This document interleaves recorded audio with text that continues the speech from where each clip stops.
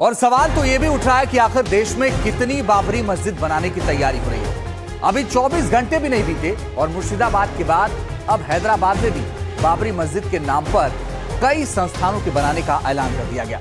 एक तरफ तो यह ऐलान हो रहा है, दूसरी तरफ बाबरी के नाम पर जारी सियासी घमासान थमने का नाम नहीं ले रहा। बंगाल में बाबरी को लेकर बीजेपी और टीएमसी आमने सामने हैं। कोई इस पूरे घटनाक्रम के पीछे टीएमसी की साजिश बता रहा है तो कोई इसके पीछे बीजेपी का हाथ बता रहा है।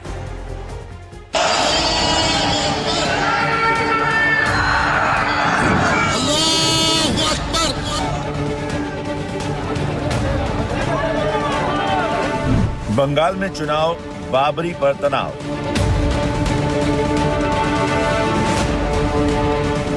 दो 2026 का एजेंडा, बाबरी वाला झंडा। मस्जिद बहाना, वोट बैंक निशाना। मुर्शिदाबाद में बाबरी मस्जिद की नींव रखे जाने को लेकर पूरे बंगाल में सियासी पारा हाई है। चुनाव से पहले सियासी चैप्टर का बाबरी फैक्टर खुल गया है। पूरे मामले में बीजेपी ने अपना रुख साफ कर दिया है। बीजेपी नेता और उत्तर प्रदेश के डिप्टी सीएम केशव प्रसाद मौर्य ने कहा है कि ये पूरी घटना टीएमसी के इशारे पर हो रही है। बीजेपी मस्जिद का विरोध नहीं कर रही है, लेकिन बाबर के नाम पर मस्जिद बनेगी तो विरोध ही होगा और अंत भी होगा।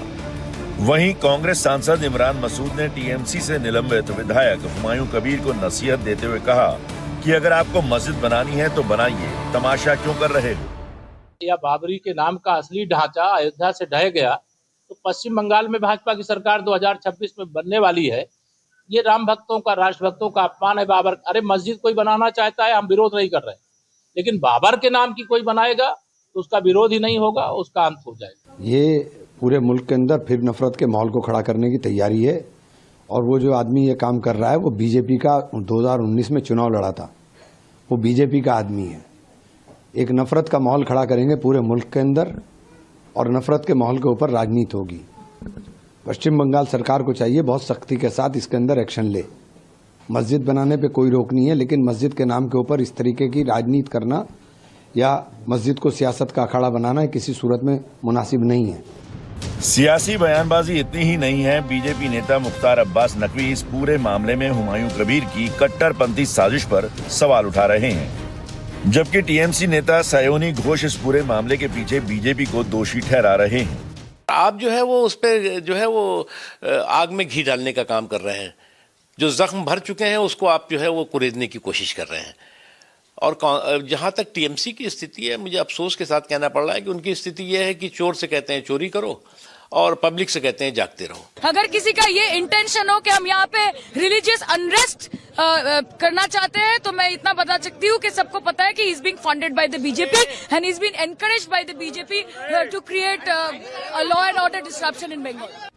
सियासी बयानबाजी से इतर अयोध्या में भी इसी मामले को लेकर साधु संत गुस्से में हैं। साधुओं ने हुमायूं कबीर के पोस्टर अयोध्या में जलाए। तपस्वी छावनी के पीठाधीश्वर परमहंसाचार्य ने कहा कि भारत की धरती पर बाबर के नाम की एक भी ईंट नहीं रखने दी जाएगी। जिनकी मैं ऐसी तैसी कर दे रहा हूँ और इस तरह से अगर कोई भी हरकत करेगा इस भारत की पावन धरा पर तो उसको छोड़ा नहीं जाएगा। ये हुमायूं कबीर है जिसने विदेशी आक्रांता, देश का गद्दार, लुटेरा बाबर के नाम पर मस्जिद बनाने के लिए इसने कहा था।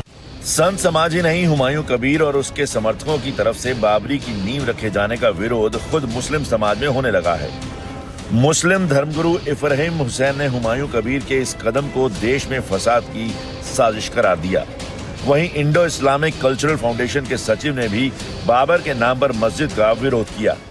हमारे देश की सर्वोच्च अदालत ने बाबरी मस्जिद के फैसले में निर्णय सुनाया और वहां मंदिर भी तामीर हो गया है। अब ऐसे में आकर के ये जो बयान एक भड़काऊ तौर पर और नफरत अंगेज और जो समाज में हिंदू मुस्लिम के बीच खाई खड़ी कर सकता है और झगड़े फसाद भी करा सकता है, तो ऐसे बयानों से फितना फैलता है और इस्लाम में फितने की कोई जगह नहीं है। देखिए, मैं ये कोई भी मस्जिद अगर वो जायज़ जगह पे है और उस पे उसका नक्शा पास है, उस पे इबादत करने वाले वहाँ लोग हैं, वो बना रहे हैं, मस्जिद बन सकती। पर जो लोग बाबर के ही नाम से मस्जिद बनाना चाहते हैं उसके पीछे कहीं ना कहीं राजनीति है, तो उसकी नियति ख़त्म हो गई। मतलब मस्जिद तो एक इबादत की जगह है, वो बिलीफ तक़वे पे होती है, और अगर उसको एक पॉलिटिकल हम नाम दे के क्रिएट कर रहे हैं तो वो पूरी स्पिरिट जो है कहीं ना कहीं डाइल्यूट हो जाती है। इधर बंगाल में बाबरी का विवाद अभी थमा नहीं है, तो वहीं ग्रेटर हैदराबाद में तहरीक मुस्लिम शब्बन ने बाबरी मस्जिद, मेमोरियल और वेलफेयर इंस्टीट्यूट बनाने के प्लान का ऐलान कर दिया है।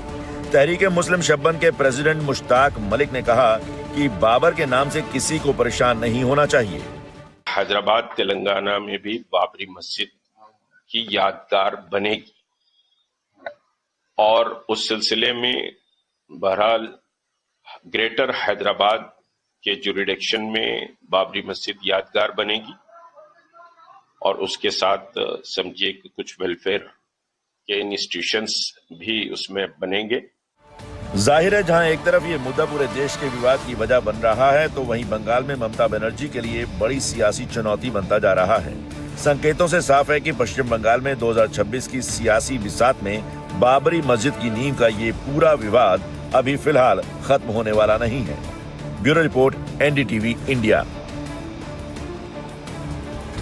तो जैसे बाबरी विवाद फिलहाल खत्म होने वाला नहीं है, वैसे ही घुसपैठियों पर कार्रवाई भी यूपी में सीएम योगी ने प्रशासन को क्लियर कट आदेश दिया है कि एक भी घुसपैठिया बचना नहीं चाहिए, और उसी का नतीजा है कि 75 जिलों में ताबड़तोड़ एक्शन शुरू हो गया है। खुद डीएम और एसपी ने ऑपरेशन घुसपैठिया की कमान संभाल ली है। हालात यह है कि जांच के लिए पहुंच रही टीम से पहले घुसपैठियों ने अपने ठिकाने छोड़ दिए हैं और वहां से वो फरार भी हो रहे हैं।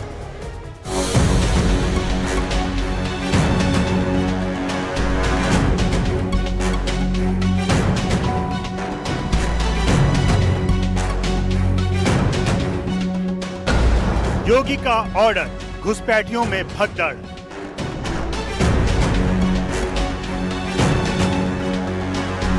पुलिस का सबसे बड़ा एक्शन, कागज नहीं तो डिटेंशन। यूपी में एक्शन जोरदार, शहर शहर घुसपैठिए फरार। उत्तर प्रदेश में मुख्यमंत्री योगी आदित्यनाथ अब पूरी तैयारी के साथ सबसे बड़े एक्शन को लॉन्च कर चुके हैं। सीएम योगी ने घुसपैठियों के खिलाफ जो प्लान लागू किया है, उससे योगी के इरादे और मकसद साफ हो गए हैं।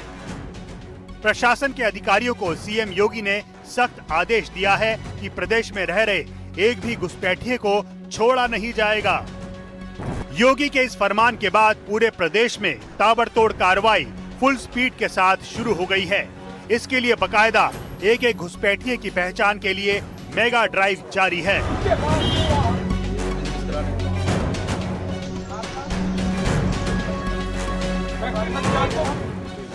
योगी के एक्शन प्लान को जमीन पर उतारने के लिए मंत्रियों को भी खासी जिम्मेदारी दी गई, ताकि यूपी को घुसपैठिया मुक्त किया जा सके। घुसपैठिए यहाँ की नागरिकता लेकर के देश की अर्थव्यवस्था को, यहाँ की डेमोक्रेसी को बाधित करना चाहते हैं आदि मुख्यमंत्री योगी आदित्यनाथ जी, और कड़ाई के साथ ऐसे सब लोगों को चेतावनी देने का काम किया है कि किसी भी घुसपैठियों को यहाँ पर वोट न बन जाए। ऐसे घुसपैठियों को चिन्हित करके और उन सबको प्रदेश से बाहर करने का काम करें। इधर लखनऊ में प्रशासनिक अमले के साथ खुद mayor Sushma Kharkwal ground zero पर एक्शन में नजर आ रही हैं। उन तमाम इलाकों में पड़ताल की जा रही है जहां घुसपैठियों के छिपे होने की आशंका है।